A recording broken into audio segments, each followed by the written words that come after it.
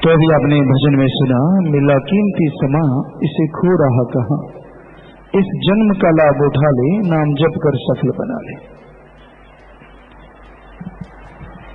आत्मा को मनुष्य का शरीर बेशकीमती समय मिला है ताकि आत्मा परमात्मा का मिलाप हो जाए और आत्मा का सदियों पुराना रोग जन्म मरण आवागमन का हमेशा के लिए खत्म हो जाए। आत्मा जीवात्मा आवागमन में घूमते हुए सदियां हो गई, युग बीत गए। यह तभी संभव है जब प्रभु का नाम जपा जाए। जीवात्मा और काम धंधों में उलझी हुई है। इंसान के शरीर में इसे वो काम करना था जो पशु परिंदे नहीं कर सकते, लेकिन वही काम कर रही है जो पशु परिंदे करते हैं। काम धंधा करना, खाना पीना, रफाहत जाना, बाल बच्चे पैदा करना, घोंसला मकान बनाना, दिन रात इन्हीं झमेलों में गुजर जाता है। समय कब गुजर गया कुछ मालूम नहीं पड़ता। हर सेकंड मिनट घंटा दिन महीना साल गुजरता जाता है और इस जीवात्मा से बेशकीमती समय छूटता जा रहा है। क्या भरोसा कब उसका बुलावा आ जाए, क्या भरोसा कब वो बुला ले, कुछ मालूम नहीं। पर वो समय आने से पहले अगर परम पिता परमात्मा को पा लिया जाए तो यहां भी बहार हो जाए और आगे भी बहार बन जाए। जिंदगी जीने में फर्क होता है। एक पतझड़ के मौसम में जीना और एक सदा बहार में जीना। अजी वो क्या जानते हैं जिन्हें रूहानियत की सार नहीं, जिनका सारा दिन भौतिकतावाद में दिल लगा रहता है। वो नहीं जानते कि आशिकों का मिजाज कैसा होता है। जो मालिक से प्यार करने वाले होते हैं उनके लिए परम पिताजी ने, बेपरवाह मस्ताना जी महाराज ने, जितने भी संत पीर पैगंबर आए, सबने लिखा है कि सारी दुनिया में तो बहुत कुछ है, बड़े रंग बिरंगे बाग हैं, बड़े रंग मन को लुभाने वाली चीजें हैं। वो सारी दुनिया की दौलत यानी सब कुछ आ गया उसमें, सारी दुनिया। फिर आगे लिखा सातों द्वीपों की दौलत, फिर लिखा खंडों ब्रह्मंडों को यानी सारी त्रिलोकियों की दौलत। जितना कुछ भी दुनिया में है एक तरफ रख दिया जाए और मालिक के प्यारे से पूछा जाए, क्या तुझे ये सारा साजो सामान अच्छा लगता है या सतगुरु? तो बेपरवाह जी ने फरमाया, सामान लेना तो दूर, वो उधर देखता तक नहीं और वो मालिक के प्यार में खोया रहता है, वही खुशियां हासिल करता है, चाहे वो गृहस्थी है चाहे वो साधु है। मालिक से प्यार तो फिर ऐसा होना चाहिए, ऐसे नहीं कोई मन लुभाने वाली चीज के पीछे आदमी पागल हो जाए और मालिक से दूर हो जाए। मालिक से दूरी इंसान के लिए दोज़ख होती है, खास करके मुरीद के लिए। तो भाई मालिक से प्यार मोहब्बत बातों का नहीं होता, हकीकत में होता है। उसमें बड़ा आनंद आता है, बड़ी लज्जत आती, बड़ी खुशियां आती हैं।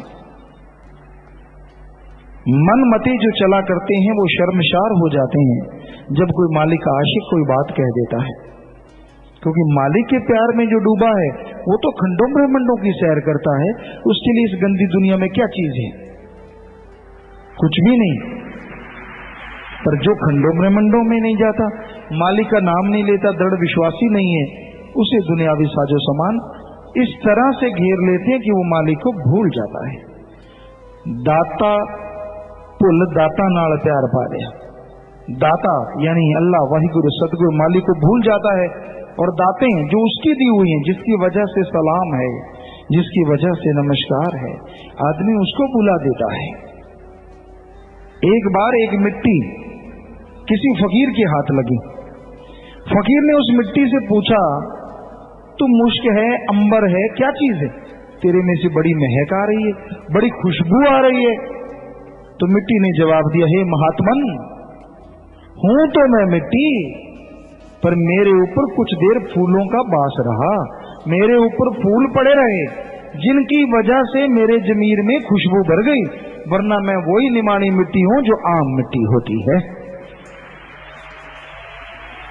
तो मालिक जब खुशी बख्श दे, मालिक जब रुतबा बख्श दे, तो मालिक को ना भूलो, क्योंकि वो जो खुशियां देता है उसका जितना शुक्राना करोगे वो और खुशियां देता है।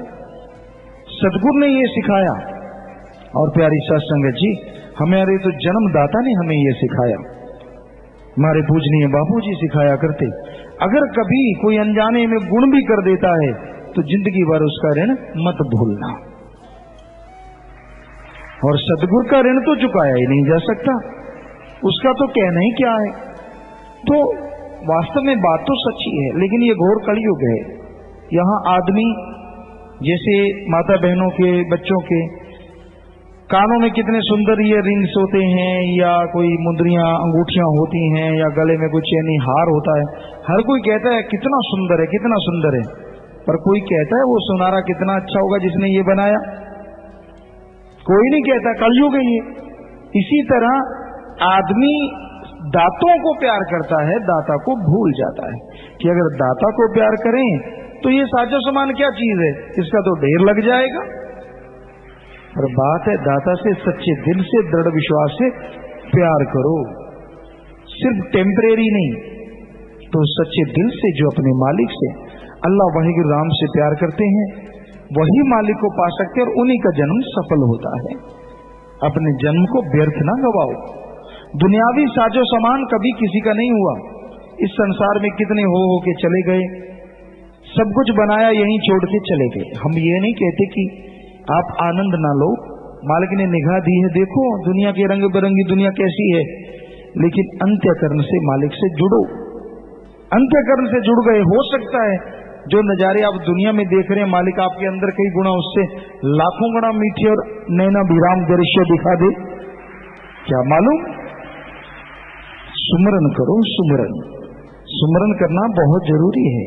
सुमरन के बिना बात नहीं बनती, क्योंकि इस जन्म में नाम ध्या सकता, बेड़ी जिंदगी की पार लगा सकता।